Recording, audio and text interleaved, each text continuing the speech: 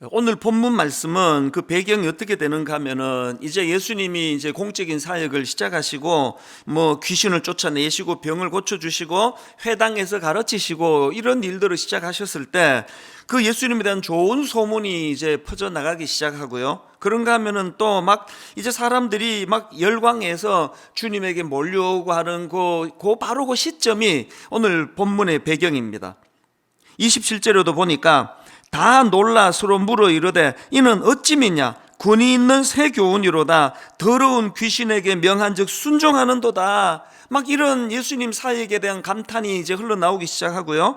그래서 이제 28절에 예수의 소문이 곧 온 갈릴리 사방에 퍼지더라. 그리고 32절 저물어 해질 때에 모든 병자와 귀신 들린 자를 예수께 데려오니 온 동네가 그 문 앞에 모였더라.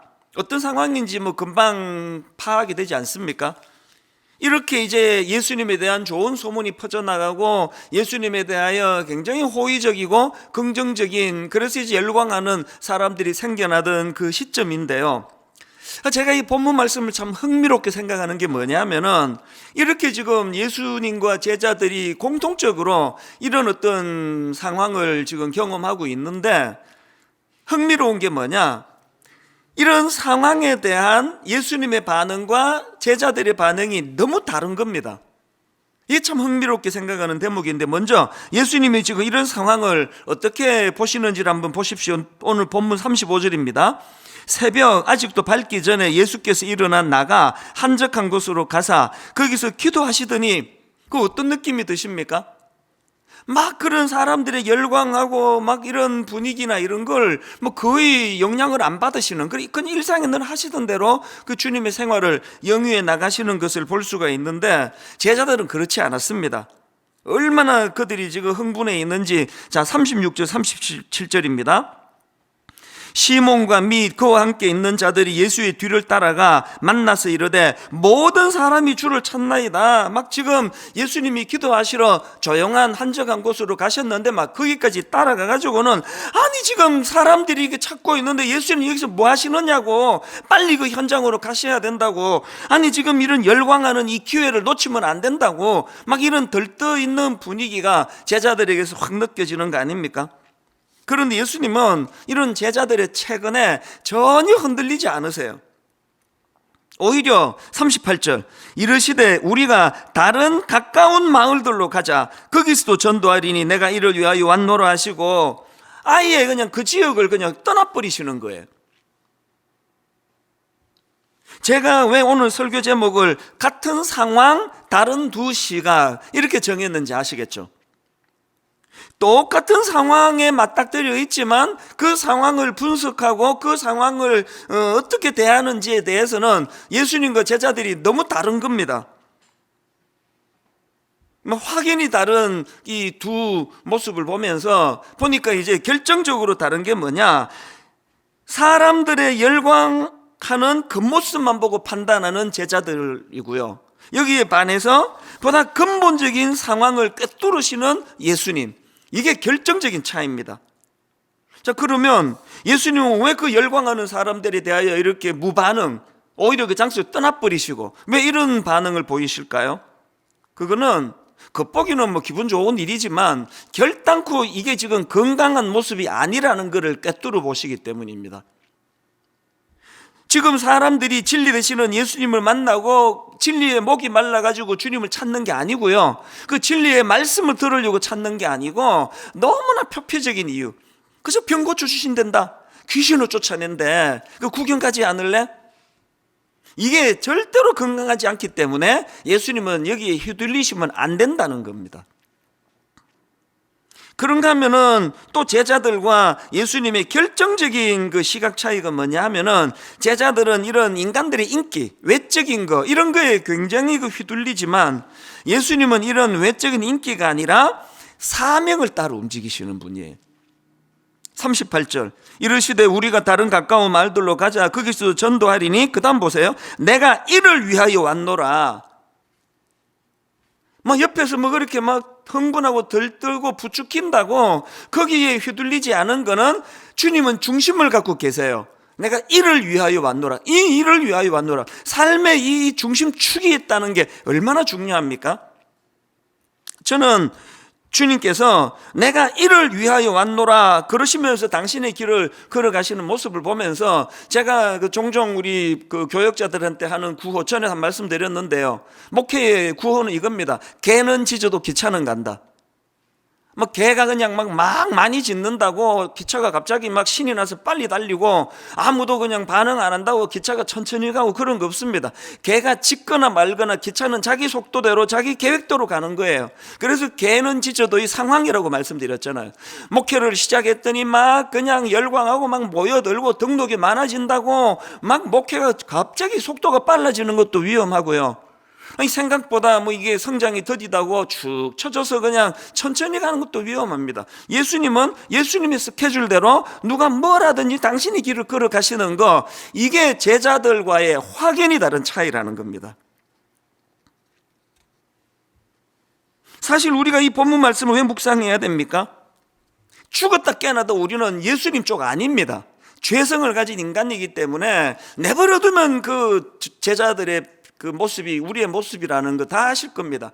누가 조금만 부추기면은 그만 신이 나가지고 그냥 중심을 잃어버리고, 조금만 또 의도대로 잘 안 되면 그만 의기소침해가지고 주저앉아버리고, 이게 우리 인간이기 때문에, 그래서 우리는 늘 이런 얕은 인간의 생각에 사로잡히는 그리스도인이 아니라 이런 깊으신 예수 그리스도의 생각과 깊으신 주님의 시야를 닮아가려고, 본받아가려고, 배워가려고, 그래서 성경을 읽고 예배를 드리고 기도하고 그런 거 아닙니까? 지난주에 제가 이런 내용을 쭉 묵상을 하던, 그게 무슨 요일인지는 제가 지금 가물가물한데요, 이제 새벽입니다. 눈이 떠졌는데 이제 분명히 잠은 깼는데 아직도 약간 몽롱한 상태. 그래서 이제 잠자리에서 나오지는 않은 상태인데 계속 머릿속에서 찬양 하나가 흥얼거려지는 겁니다. 이게 주일학교 때 아이들이 부르는, 한 40년 전에 부르던 그 찬양인데요, 그날 새벽에 이게 이 말씀을 좀 묵상해서 그런지 어쩐지 모르지만 아마 이 찬양 다 어릴 때 부르셨을 거예요. 나의 한 가지 소원, 예수님을 닮고 싶어요. 키와 몸과 사랑이, 우정과 지혜와 믿음이 매일매일 자라서 예수님을 닮고 싶어요. 주의 말씀 안에서 자라고 싶어요. 애들 찬양이라서 더 귀엽게 불렀어야 되는데 이 발성만 좀 아동틱하고, 그 새벽에 계속 이게 지금 비몽사몽인데요, 머릿속에서 이 찬양이 계속 맴돌아지는데, 제가 이제 그날 그 새벽에 일어나 책상의 자리에 딱 앉으면서 든 생각이 뭐냐 하니까, 진리는 복잡하지 않은 거다. 어린아이의 흥얼거리는 그 찬양 가사에서도 뭐 이게 얼마나 모든 걸 다 의미합니까? 나의 한 가지 소원, 예수님을 닮고 싶어요. 그 다음 보세요. 키와 몸과 사랑이, 우정과 지혜와 믿음이 뭘 의미합니까? 전인격적인 성장을 말하는 거예요. 한쪽만 그냥 잘하고 한쪽은 그냥 부실한 게 아니에요. 그리고 더 결정적인 게 이 가사 후반부에 있습니다. 매일매일 자라서 예수님을 닮고 싶어요. 예수님을 닮고 싶은데 어떻게 자라느냐? 주의 말씀 안에서, 주의 말씀 안에서 자라고 싶어요. 성경을 묵상하는 이유가 이 아이들 노랫말 속에 다 담겨져 있는 거 아닙니까? 토마스 아켄피스가 쓴 그리스도를 본받아, 이건 모든 분에게 읽으라고 제가 권하는 책인데요, 고전 중에 고전 아닙니까?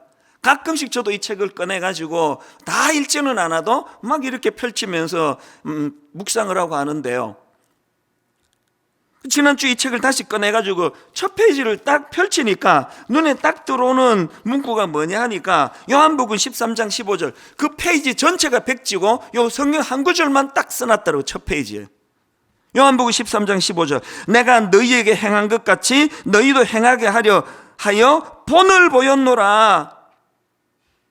내가 너희에게 행한 것 같이 너희도 행하게 하려 본을 보였노라. 예수님 주신 너무나 주옥 같은 말씀이에요. 그리고 이 그리스도를 본받아라는 그 책 목차에 보면은요, 제일 먼저 나오는 소제목이 이렇습니다. 그리스도를 본받고 세상의 모든 헛된 것을 경멸함. 사실 원래 제가 이 설교 제목을 이렇게 잡았습니다. 그대로 따가지고 그리스도를 본받고 세상의 모든 헛된 것을 경멸함. 여기 나오는 이 경멸이라는 단어를 국어사전으로 보니까 이렇게 설명합니다. 이 경멸이 뭐냐? 깔보아 업신여김. 그래서 우리가 사람 보고 난 너 경멸해 이런 말 쓰시면 안 됩니다. 그 사람을 깔보아 업신여기면 안 되는 거 아닙니까? 그 지금 여기서 말하는 그리스도는 본받고 세상의 모든 헛된 것들은 경멸한다. 뭘 의미합니까? 그냥 그 상황에서만 목회가 좀 잘 된다고 우쭐해지고 누가 뭐라고 지적한다고 우울해지고 이러면 안 되고, 어떤 상황이든지 간에 세상의 모든 헛된 것들에 대해서는 경멸함, 그것을 깔보고 업신여기기, 이 마음을 두지 말라는 이야기예요. 그리고는 그리스도에 대해서는 내가 그리스도를 본받고 내가 너희에게 행한 것 같이 너희도 행하게 하려 하여 본을 보였노라 말씀하시는 그 그리스도를 닮아가려고 애쓰는 태도, 이게 오늘 본문에서 우리가 배워야 되는 결정적인 핵심이에요. 우리가 이런 노력들을 하지 않으면요, 영락없이 우리는 본문에 나오는 제자들의 모습을 벗어날 수가 없습니다. 본문에서 보이는 제자들의 미숙함이 많잖아요. 막 인기에 영합하고 막 우왕좌왕 허둥지둥 막 예수님 막 찾아가가지고 막 이 기회 놓치면 안 된다, 이런 것도 너무 미숙하고요. 결정적으로 본문에서 제자들이 보이는 미숙함이 뭐냐? 예수님을 자기 마음대로 좌지우지하려는 태도예요. 자, 36절 37절 다시 보십시오. 시몬과 및 그와 함께 있는 자들이 예수의 뒤를 따라가 만나서 이르되 모든 사람이 주를 찾나이다. 여러분, 여기 나오는 예수의 뒤를 따라가, 이 표현은요, 원어로 보면은 굉장히 강한 표현이에요.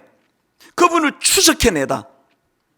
그럼 우연히 만난 거 아닙니다. 막 어디 가셨냐고, 지금 사람들이 찾는데 막 추적을 해내가지고요, 너무나 주도적으로. 그리고 또 이 내용, 똑같은 내용을 다루는 말씀이 누가복음 4장에도 나오는데 42절을 보십시오. 날이 밝음에 예수께서 나오사 한적한 곳에 가시니 무리가 찾다가 만나서 자기들에게서 떠나시지 못하게 만류하여, 예수님을 지금 만류하는 거예요. 여기에서 그들이 가진 치명적인 문제가 뭡니까? 제자는요, 주님을 따르는 존재예요. 앞서신 주님을 따르는 게 제자예요. 그런데 지금 제자로 부름받은 그들은 예수님 어떻게 하려고 그래요? 좌지우지 하려는 거예요. 못하게 만류하고. 여기 보면은, 오늘 본문에 보면은 이런 일을 주도한 사람이 시몬 베드로라 그래요. 베드로가 주도했는데, 이 마가복음 1장이거든요. 한참 시간이 지나고 마가복음 8장에서 이 버릇을 하나도 못 고친 베드로를 발견합니다. 마가복음 8장 31절 유명한 말씀. 인자가 많은 고난을 받고 장로들과 대제사장들과 서기관들에게 버림받아 죽임을 당하고 사흘 만에 살아나야 할 것을 비로소 그들에게 가르치시되, 드러내놓고 이 말씀을 하시니 베드로가 예수를 붙들고 항변하며 하나도 안 바뀌었어요. 저는 이 말씀을 읽으면서 목회 30년 차로서 마음에 두려움을 느껴요. 하나도 안 바뀐 베드로, 하나도 안 바뀐 이찬수 목사, 여전히 주님을 좌지우지하려고 하는. 제자는 주님을 따르는 분이에요. 따르는 존재예요. 1만 성도 파송 운동이 막 제복이 아무리 주의 뜻이고 이게 성경적이고 이건 뭐 분명히 이걸 하나님 기뻐하시는 일이라 확신한다 하더라도 주님보다 앞서면 그건 악한 일이거든요. 오늘 우리가요, 이건 아예 주님이 기뻐하시지 않겠다, 그건 실수 안 해요.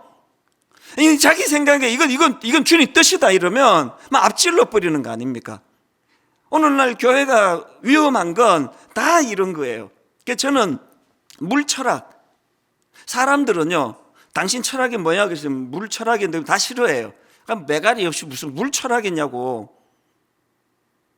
그 메가리가 저속한 말입니까? 수정하겠습니다.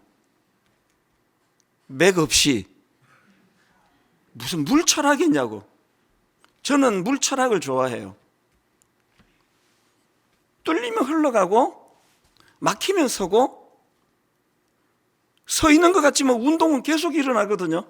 그래서 또 물이 넘치면 또 흘러가고. 저는 물철학, 영적으로 가장 나쁜 게 펌프질이에요.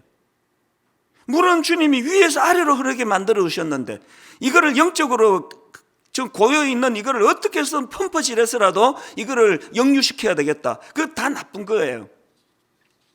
오늘 본문에서 이 제자들에게서 미숙함은 주님을 따르는 존재인 자기들이 어떤 갖고 있는 생각으로 주님을 좌지우지하려고 하는 태도, 이거는 설교하는 저를 위시해서 중직자들이, 우리 장로님들이, 우리 권사님들이, 우리 목사님들이 진짜 이 부분을 두려움으로 유념해야 된다고 저는 생각을 합니다. 그런가 하면은 이 미숙한 제자들에게서 보여지는 그 참 미숙한 모습이 하나 더 있는데요, 현실을 과장하는 태도입니다. 37절에서 기도하시는 주님께 가가지고 막 호들갑 떠는 게 이거예요. 37절, 모든 사람이 주를 찾나이다. 막 그냥 막 인기에 영합해가지고 지금 이 기회 놓치면 안 된다 생각하니까 막 과장이 저절로 나오는 거예요. 아니 뭐 그 이른 아침에 무슨 모든 사람이 찾겠냐고요. 이거 기억하셔야 됩니다. 자꾸 사람의 반응에 관심이 많고 인기에 영합하고 이러면은요 자꾸 과장을 하게 돼요. 그래서 그냥 조금만 잘한다 칭찬하면 우쭐해져 가지고 교만해서 넘어져 버리고, 조금만 무슨 지적을 받으면 급우울, 의욕이 안 생기고, 이게 다 현실을 과장하는 태도예요. 여러분에게 혹시 이런 증상이 좀 보이세요? 이런 증상이 조금만이라도 보이신다면 요한복음 13장 15절로 돌아가셔야 됩니다. 내가 너희에게 행한 것 같이 너희도 행하게 하려 하여 본을 보였노라. 이 말씀으로 돌아가셔야 돼요. 자꾸 질문하셔야 돼요. 예수님이라면 이 상황을 어떻게 생각하실까? 예수님이라면 이 상황을 어떻게 행하실까 판단하시고,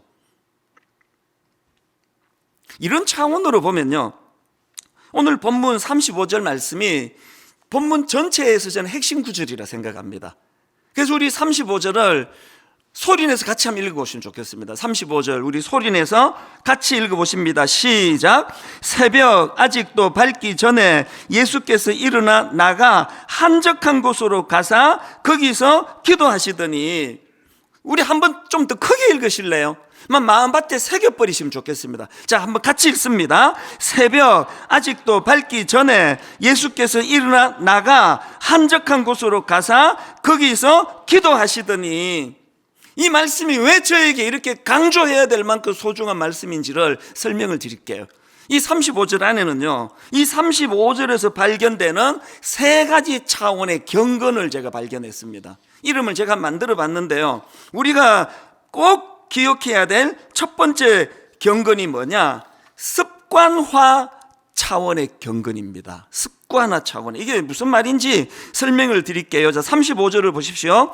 새벽 아직도 밝기 전에, 이렇게 시작하는데요, 이 말씀은 바로 그 앞에 있는 구절들하고 연결이 되는 말씀입니다. 새벽 아직도 밝기 전에, 이 말씀이 어디와 연결이 되느냐? 바로 그 전날에 예수님의 스케줄하고 관련이 있는데, 어마어마하게 분주하고 바쁘고 피곤한 하루를 보내셨거든요.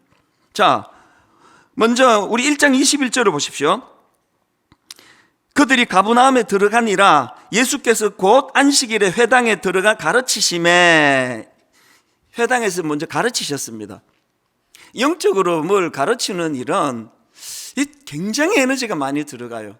제가 1부부터 5부까지 설교를 하고 저녁에 집에 가면 내 모든 에너지가 다 소진이 된 느낌이에요. 진공상 멍합니다. 책도 안 읽힙니다. 그냥 멍하게 있게 되거든요. 예수님이 이 가르치는 사역을 하셨고요.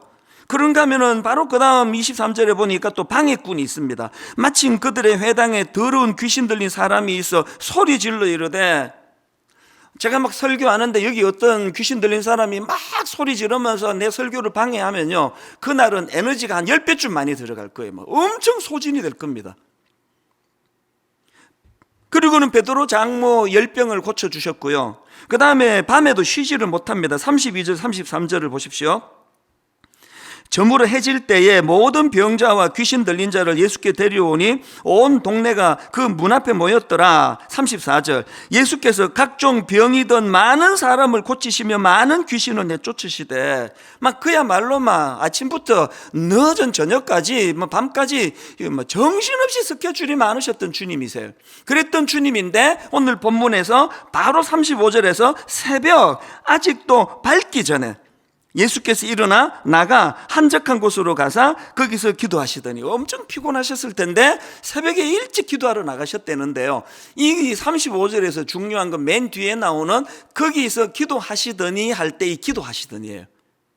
이 동사가요, 이 기도하시더니라는 이 시제가 미완료형입니다. 모든 미완료형이 그런 뜻을 갖고 있는 건 아니지만 오늘 본문에서는 이 미완료형이 뭘 의미하느냐, 반복된 행동을 지금 강조하고 있는 표현입니다.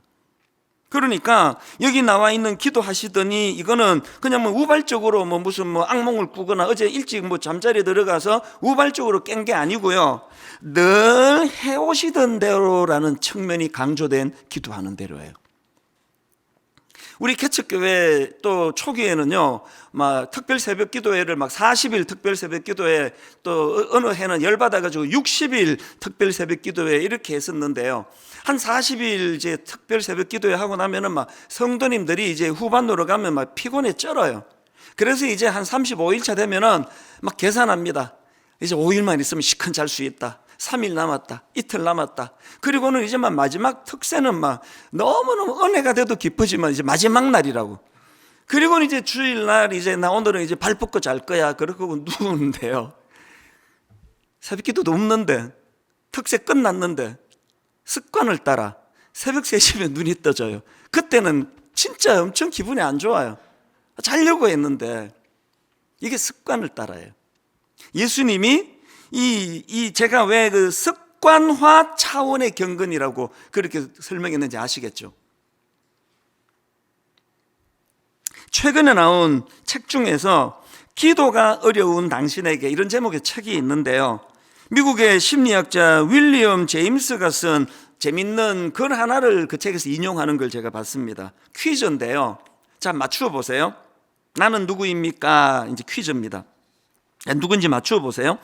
나는 당신의 영원한 동반자입니다. 또한 당신의 가장 훌륭한 조력자일 뿐만 아니라 가장 무거운 짐이 되기도 합니다. 우리 남편인데 이렇게 생각하지 마세요. 자, 누군지 다시 그 다음 읽어드립니다. 나는 전적으로 당신이 하는 대로 그저 따라갑니다. 그렇지만 당신 행동의 90%가 나에 의해 좌우됩니다. 나는 당신의 행동을 빠르고 정확하게 좌지우지합니다. 당신이 어떻게 행동하는지 몇 번 보고 나면 나는 자동적으로 그 일을 해냅니다.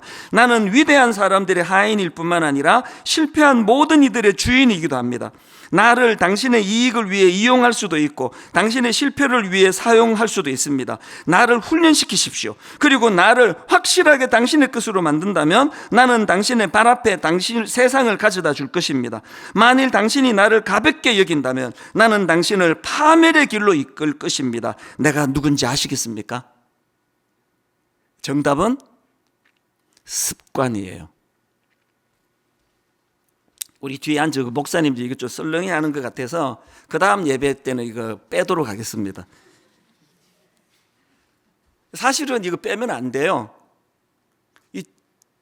오히려 여러분 이거 이제 그 인터넷에 올라가면 이걸 복사해가지고 이걸 좀 묵상하시면 좋겠습니다.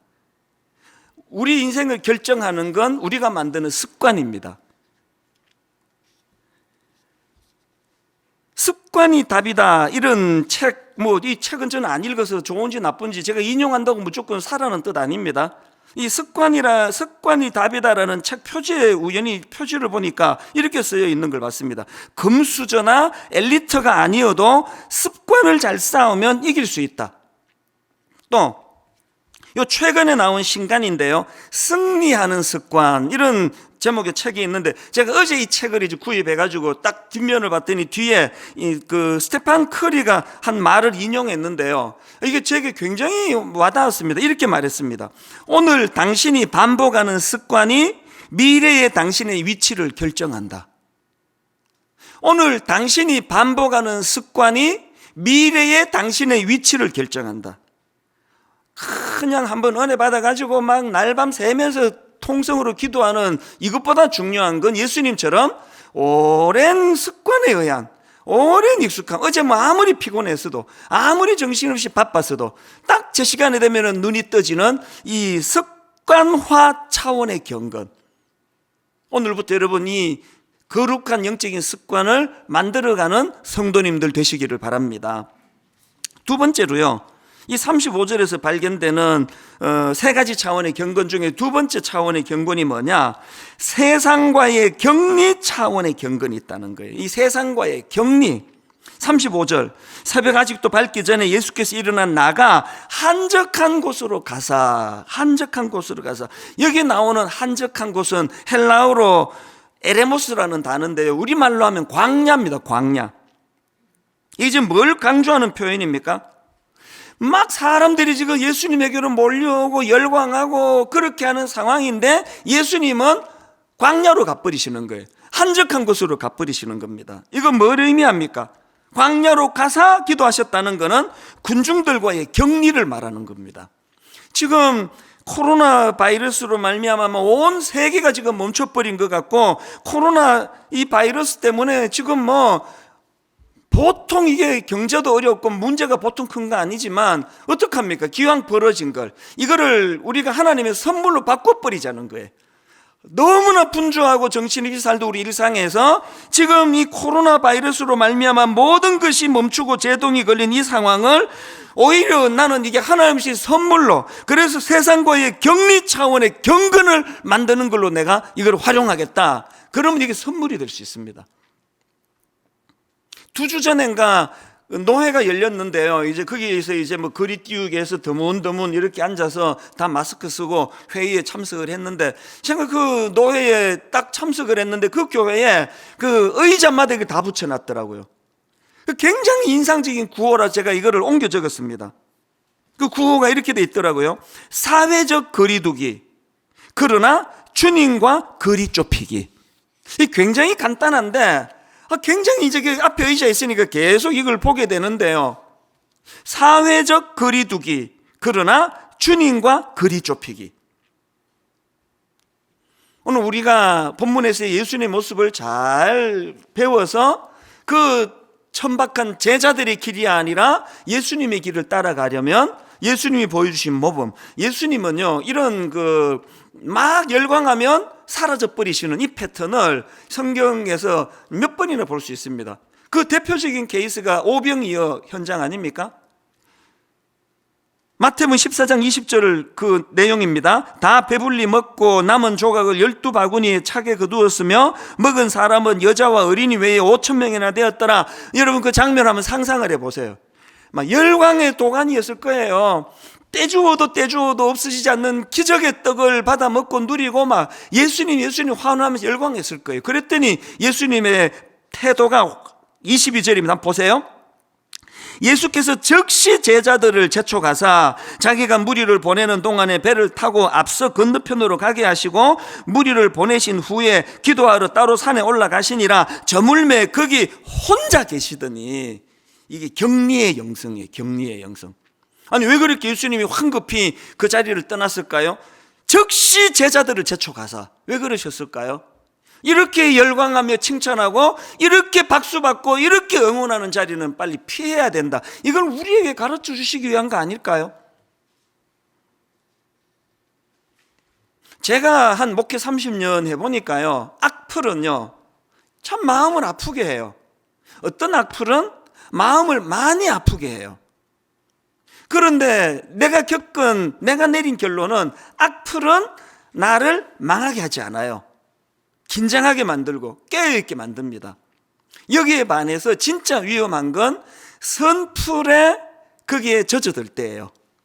계속 칭찬하는 걸 뒤지고 찾고, 칭찬하는 사람 만나고, 칭찬하는 데 익숙하고, 칭찬하는 사람들의 매니아들에게 쌓여 있으면 이건 나를 망하게 한다는 거예요. 그래서 저는 예수님의 지침을, 이 격리의 영성을 저는 진짜 배우기를 원합니다. 그래서 막 자꾸 칭찬하는 그룹에는 안 가는 게 좋아요.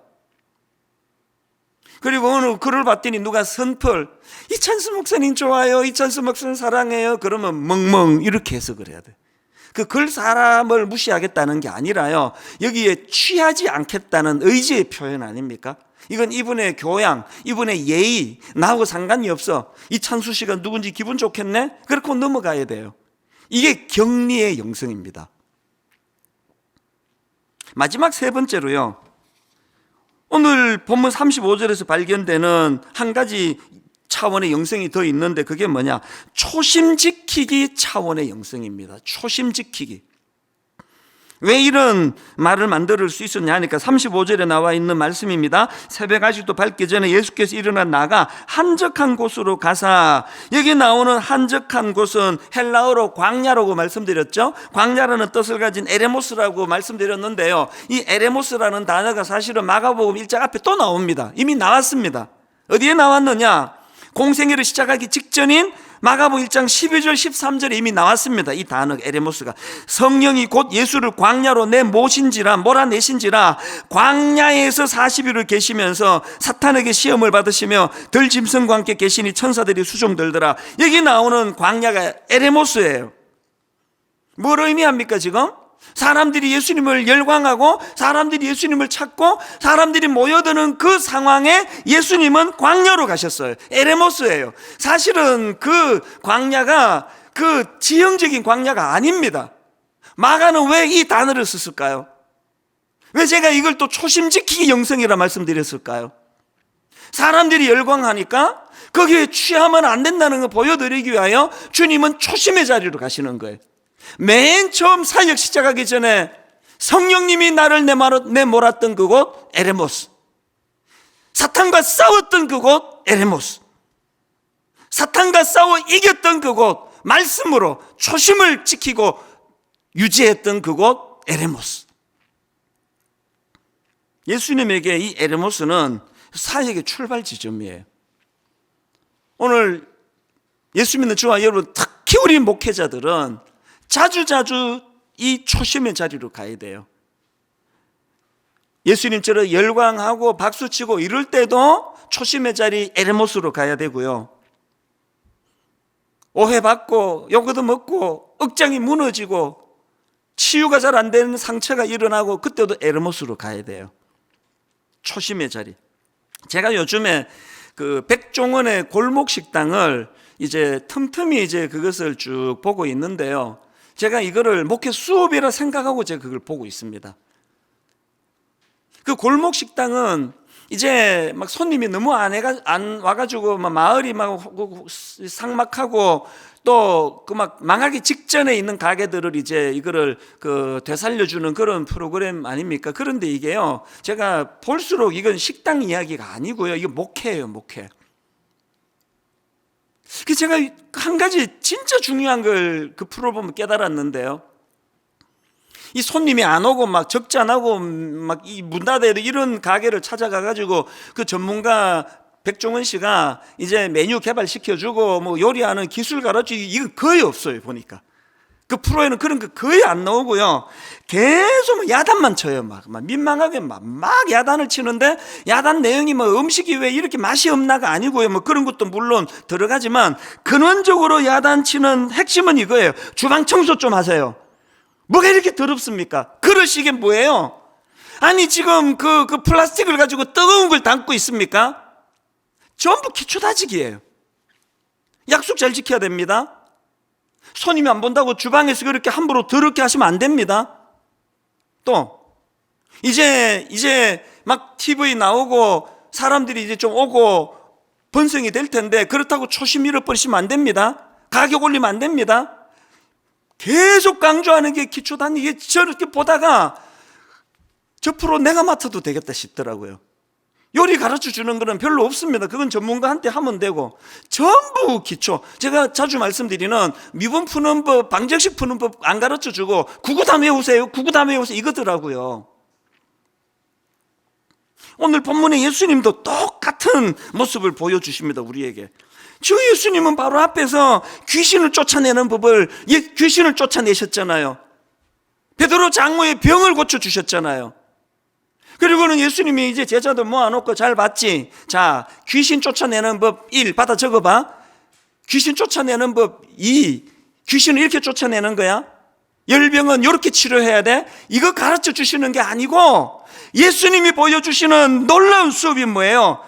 누가 당신을 응원하든지 누가 열광하든지 관계없이 35절에 새벽 아직도 밝기 전에 예수께서 일어나 나가 한적한 곳으로 가서 거기서 기도하시는 모습을 보여주는 거예요.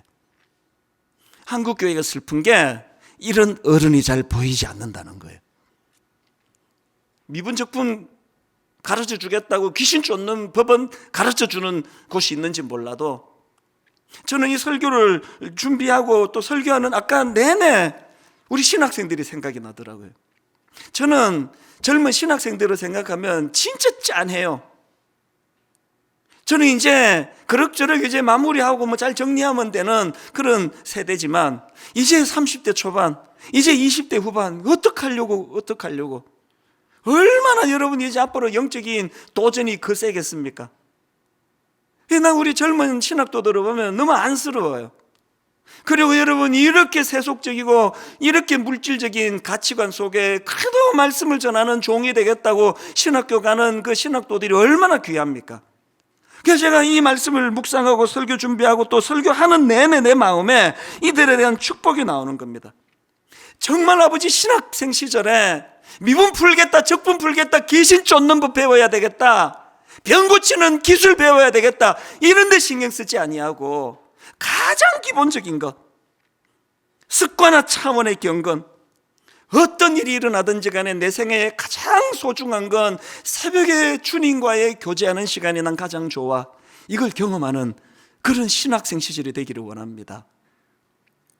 그런가 하면은 한국교회가 정말 영적으로 그 골목식당 프로와 똑같이 갱신되기를 원하는데 무슨 엄청난 무슨 요리를 개발하려고 애쓰지 아니하고 손님이 보거나 보지 않거나 주방 정리 깨끗하게 잘하는 거, 거짓말 안 하는 거, 과장 안 하는 거, 목회자들이 먼저 늘 주님 앞에 무릎 꿇고 이 경건의 습관화, 세상과의 격리,